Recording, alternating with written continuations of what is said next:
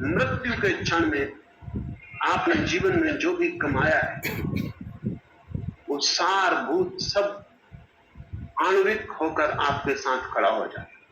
अगर कोई व्यक्ति जीवन भर तमस से भरा रहा है तो मरने के पहले बेहोश हो जाता है। अधिक लोग मरने के पहले बेहोश हो जाते हैं। मृत्यु होश में नहीं घटती। जो जिए ही नहीं होश में वो मर कैसे सकते हैं?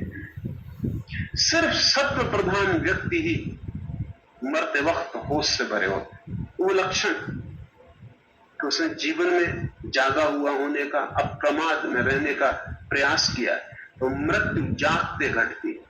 वो मृत्यु को देख पाता है, और जो मृत्यु को देख पाता है वो अमृत है। रजोगुण से भरा हुआ व्यक्ति मृत्यु के क्षण में भी जीवन की ही सोचता रहता है। तो तब भी सोचता रहता है कितने काम अधूरे रह गए, थोड़ा मौका मिल जाए तो ये भी पूरे कर दूं। वो कभी ये नहीं सोचता कि सब भी पूरे करके क्या होगा, और काम तो अधूरे रह ही जाएंगे, क्योंकि वासनाओं का कोई अंत नहीं। कितना ही करो, कभी भी करो, आधे में ही मरना पड़ेगा। कोई भी आदमी पूर्ण विराम पाके नहीं मर सकता कि कहे कि सब काम पूरे हो गए, सब वासनाएं तृप्त हो गई, जो करना था सब कर लिए, अब जीने का कोई कारण नहीं। कोई आदमी ऐसा नहीं मर पाता। कुछ न कुछ बाकी रहेगा ही।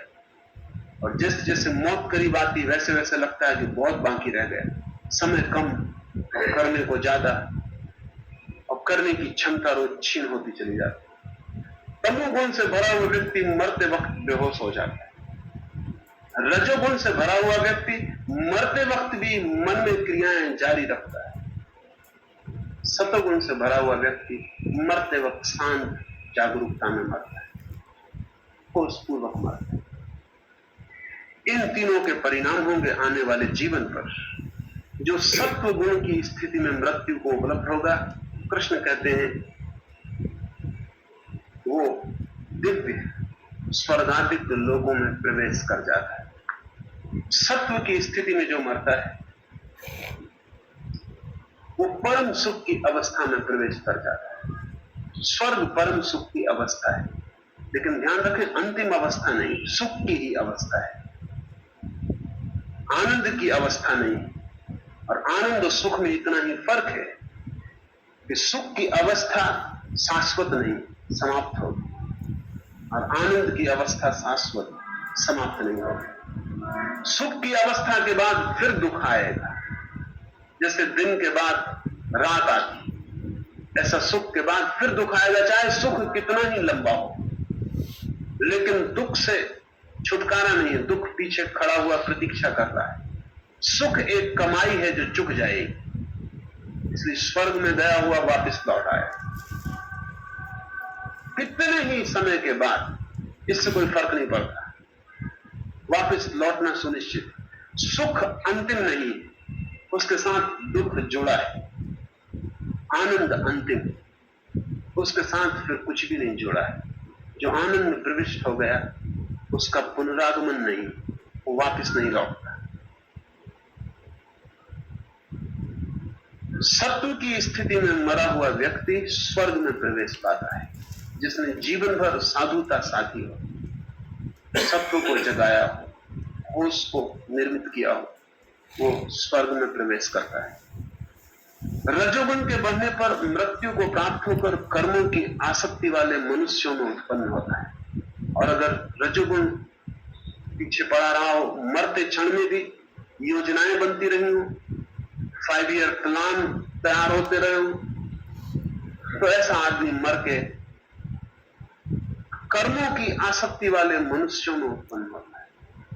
कर्मों की आसक्ति वाले मनुष्य, कोई धन के लिए दौड़ रहा है, कोई पद के लिए दौड़ रहा है, कोई प्रतिष्ठा के लिए दौड़ रहा है।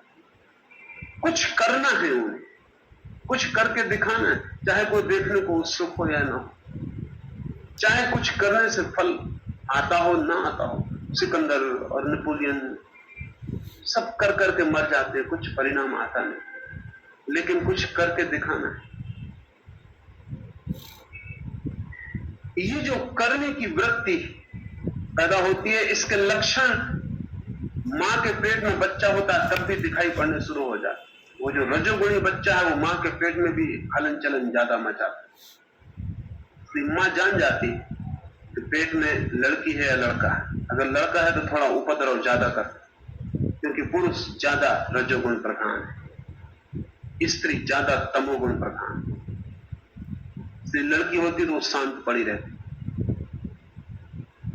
लड़का होता है तो वहां थोड़ा कुछ क्रांति खड़ी करता है। उसमें भी अगर राजनीतिक होने वाला हो,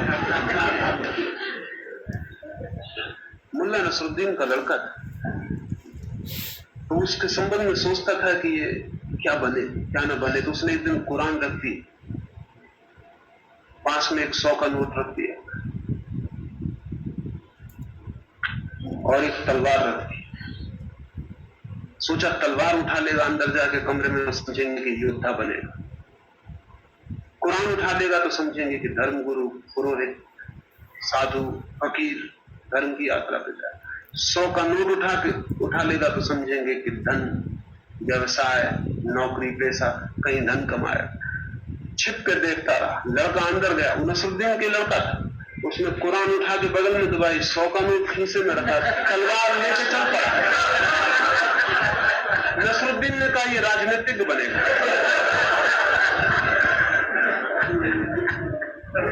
उसने कुछ छोड़ा ही नहीं, तीनों चीजें ले गए। वो जो रजोगुण से भरा हुआ व्यक्तित्व है, जीन पियागे ने बहुत अध्ययन किया है छोटे बच्चों का, 40 वर्षों तक निरंतर। उसका कहना पहले दिन से भी लक्षण अलग हो जाता है।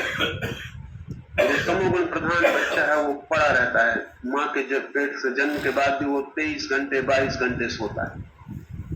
वो जो रजोगुण प्रधान है वो हाथ पैर चलाने लगता है, चीजों को पकड़ने की कोशिश शुरू कर देता है, चीखता चिल्लाता, वो खबर देता है कि मैं हूं, मेरी तरफ ध्यान दो। उसके चीखने चिल्लाने का मतलब है कि क्या मेरी तरफ कोई ध्यान नहीं दे रहा, ध्यान दो, मैं भी यहां हूं। वो जो सत्वगुण प्रधान है, अक्सर उसकी आंखें खुल जाएंगी और एक तरफ देखता रहेगा। उसने ध्यान के कुछ प्रयोग पिछले जन्मों में साधे होंगे, तो उसकी आंखें अक्सर एक जगह उलझ जाएंगी। चीजों में उसका उतना रस नहीं होगा, इधर से उधर ये देखना वो देखना नहीं, ये पकड़ना वो पकड़ना नहीं। शरीर उसका शांत होगा और आंखें स्थिर होंगी। उसकी आंखों की स्थिरता कहेगी कि भीतर एक सात्विकता है।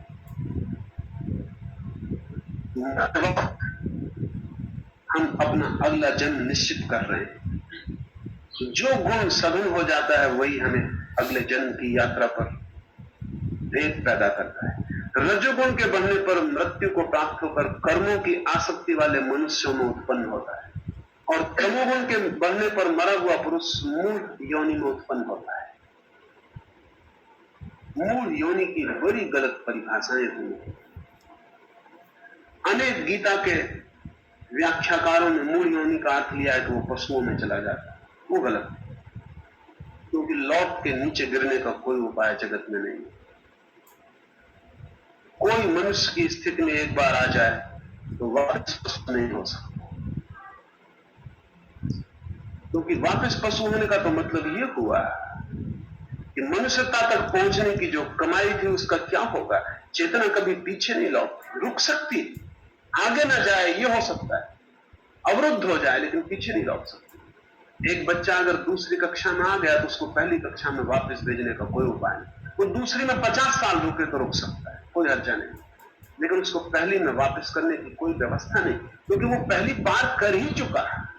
और जो हम जान चुके उसे न जाना नहीं किया जा सकता, जो हम कर चुके उसे अनकिया नहीं किया जा सकता।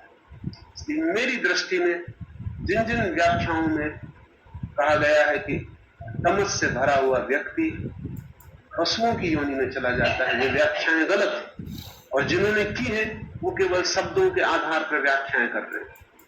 मूल योनि का मतलब है कि मनुष्यों में ही जैसे कर्म से भरे हुए लोग हैं, सत्व से भरे हुए लोग हैं, वैसे ही तमस से भरे हुए मूल लोग हैं। मनोवैज्ञानिक कहते हैं कि 5% बच्चे मूल योनि में, जिनको हम इडियट कहें, इम्बेसाइल कहें,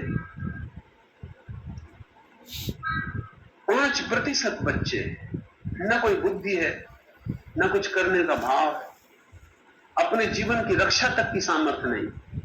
जो मूल बच्चा है, घर में आग लग जाए तो भाग के बाहर नहीं जाए, उसको यह भी पता नहीं है कि मुझे अपने को बचाना है। इतना भी कर्म पैदा नहीं होता। ये योनि मूल योनि, जिसको मनोवैज्ञानिक इडियोसी कहते हैं, उसको ही कृष्ण ने मूल कहा है।